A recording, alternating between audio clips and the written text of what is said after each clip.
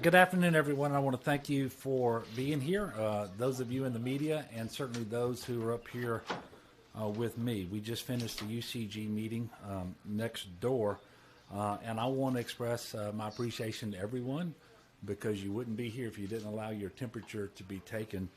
And we're certainly doing everything that we are asking the public to do as we work feverishly, pun intended, to contain the spread of COVID-19.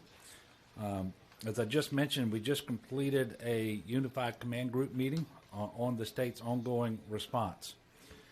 You should know that as of now, the number of presumptive positive cases in Louisiana is at 67. The latest numbers came in just as we were finishing our meeting, and we're still getting information on the parishes where those cases are located. That information will be updated on the LDH website by 5:30 this afternoon. I can tell you that we have received our first two positive confirmations from the CDC of cases that we had presumed positive to begin with. But I really don't want anyone to attach a lot of significance to that because we have practically 100% confidence that when someone is presumptively positive from a test that they are in fact positive. We're seeing the numbers rise rapidly, which is what we anticipated would happen, and that is why we took the measures that we did yesterday and really starting several days ago. We know that we have a relatively high number of cases based on our population. The latest reports, for example, out of Texas showed that they were reporting 39 cases, and they have 6 times our population. So the biggest concern that I have is that it appears that if you look at cases per capita, we're number 3 or number 4 in the country, something in that neighborhood. And certainly our ability to deliver services, particularly medical services, will be overwhelmed with a lower number of cases than would be required to have a similar impact on services in other states. As public leaders, therefore, it's our responsibility to do the very best that we can always to protect the health and safety of our citizens. And that is why we are following CDC guidelines limiting crowd size to no more than 250 at any one time. And we are continuing to ask individuals who are older, and, you know, I'm just going to tell you what I've been told on this, is the first age at which we start seeing more serious complications related to exposure is the age 60.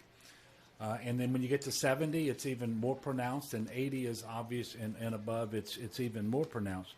So if you're an older citizen, or if you're a citizen with an underlying chronic health condition, you really need to be limiting your interaction with other individuals and in crowds at this time.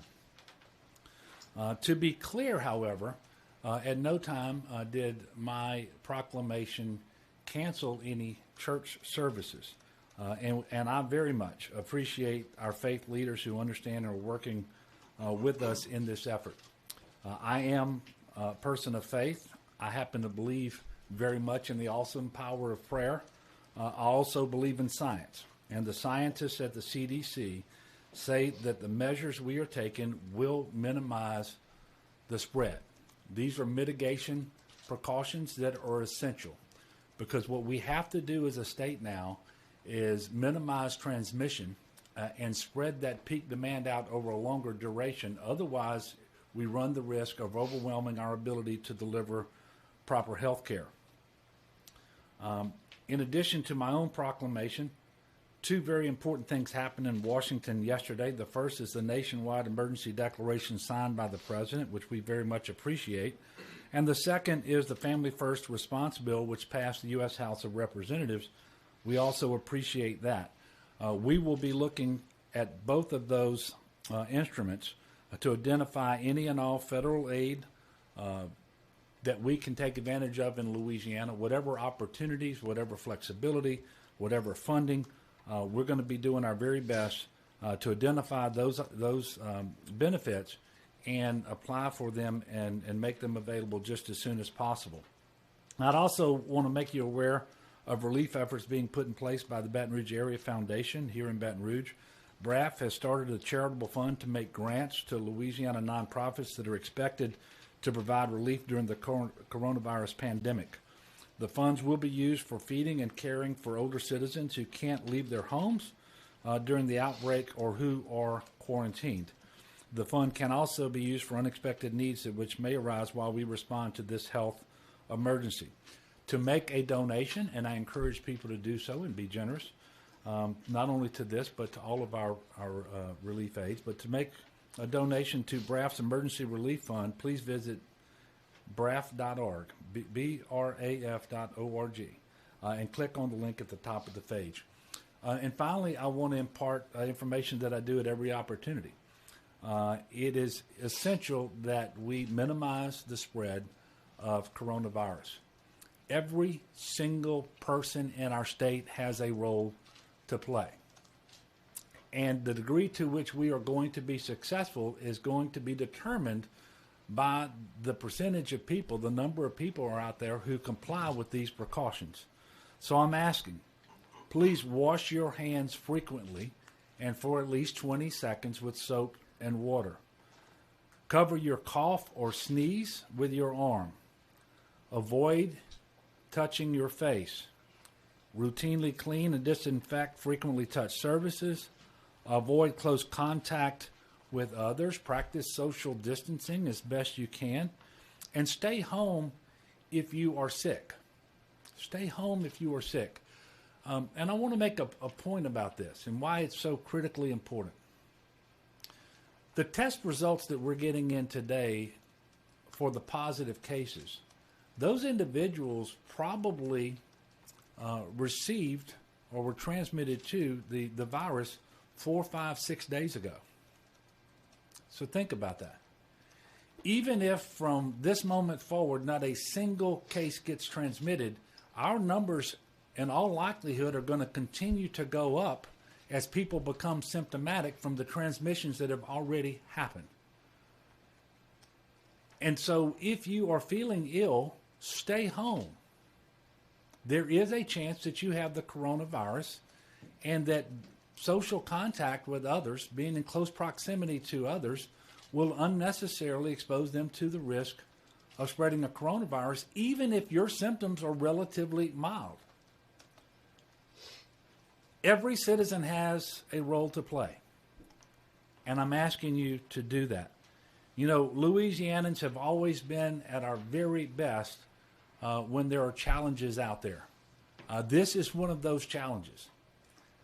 It is time to be good neighbors. It is time to think of our brothers and sisters, especially those in those categories who are most vulnerable, the elderly, and those with underlying health conditions. If you have any questions regarding the COVID-19 virus, we encourage everyone to call 211 for more information. Again, that's 211 for more information on the coronavirus. The next scheduled press briefing will likely be Monday. Obviously, if the circumstances warrant and we have updates to share between now and then, we will certainly do so. And at this time, I will take questions. Yes, sir. Our temperature was checked before we came into the building. Do you encourage other places and people to do that? Yes, I do. And so, you know, we have essential leaders coming in from around the state, state and local, as you can see on the stage with me, into this building. And one of the things that we want to do is make sure that people coming in here are not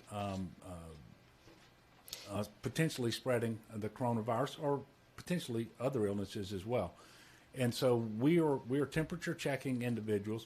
And if you have a fever that's unaccompanied by a cough or other flu-like symptoms, then you don't need to do anything other than go home. And fever is anything 100.4 or more for this purpose. If, however, you have fever plus cough, other flu-like symptoms, then you need to take a flu test. If you take the flu test under that circumstance and you are negative, then you need to take a COVID-19, a coronavirus test. And so that's what we've implemented here. I think you're going to see something similar at the state capitol, and we have some legislators here where they're going to be doing that as well. Yes, sir. Governor, can you tell us how many cases are at the Lambeth House in New Orleans so far? 9. Still 9? 9. Can you update? Well, with a caveat, I don't know that we have all of the information with the batch that just came in, but subject to an update, we have 9 cases at the Lambeth House. Were any of those cases in East Baton Rouge Parish or surrounding? Not to my knowledge, but there's not perfect information on a few of those positive cases related to parish of residency. We will be updating that just as soon as we possibly can. Yes, sir. Your proclamation sort of left it up to school districts if they're going to provide free lunches for students still, if they're able to. Is there anything the state is doing to help local school districts who might not have the ability to do that, and also to provide distance learning, online learning? Well, all the school districts have the ability to do it because they have lunchrooms. The waivers from the USDA have been granted. And, for example, I will tell you what I know they're doing in Caddo Parish. They have identified a number of schools, and I think it's 12, I'm not certain, where during meal times you're going to be able to drive through with the students and pick up meals to go. So they will be bag breakfast and lunch and so forth. I guess it's technically true that my proclamation left it up to them, but I think the word is that they shall do it to the extent that they can. And I think that making this nutrition available to our kids is extremely important. And so this is something that the Department of Education, under the leadership of Beth Ciano right now, is working with all the districts. And it is my expectation, quite frankly, that this will be provided in every school district. I can't tell you that will be the reality come Monday, but that's what we're anticipating. Yes, sir. The president was talking about drive-through testing sites. Yeah. Are you guys considering that at all? Yes, in fact, we are in communication with FEMA and the Health and Human Services in Washington, D.C.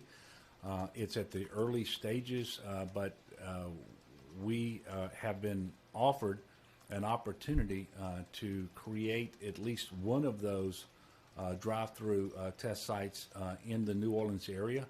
I don't have any information right now as to exactly what that's going to look like when it will be set up, but we are working with them. We're certainly not going to turn down an opportunity like that. As soon as we have more information, we will put that out and make it public. Can you talk about test kits? Do we have enough? There's more coming in? Or? Well, I'm going to let Dr. Bu, who is here, he is in charge of our testing. He's got that information available right now, and I will tell you that for the persons under investigation that we are testing, the testing capacity that we have is sufficient, and we also have commercial testing that is coming online. We are conducting testing at the public lab, the state public lab here in Baton Rouge 3 times a day. And we're providing the courier services to move samples in order to keep up with that pace of testing. And we're going to see over time more commercial testing come online. We know, for example, that we have healthcare providers that are using LabCorp and other private labs in order to test for the coronavirus as well.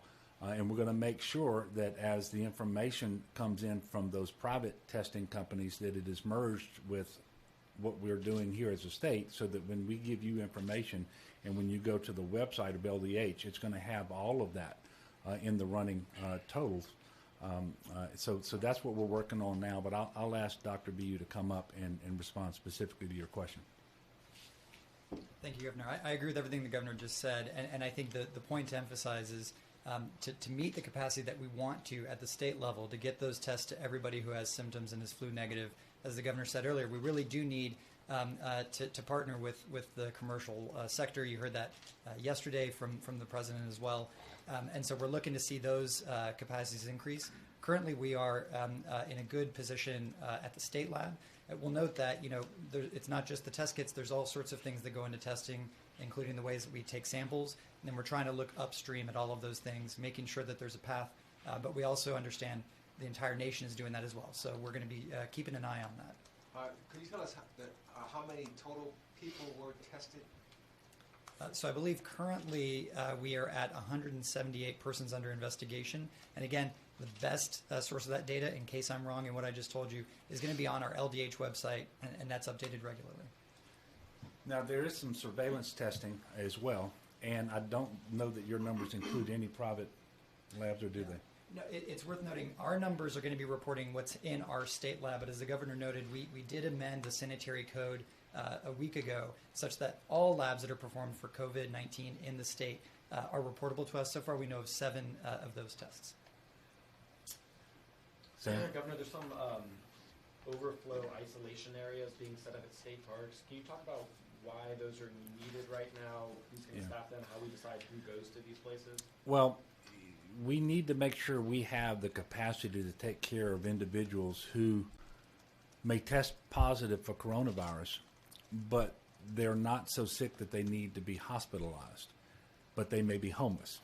And so we're just identifying areas where we could put these individuals so that their needs can be met in the safest possible manner, and that's what we're looking at there.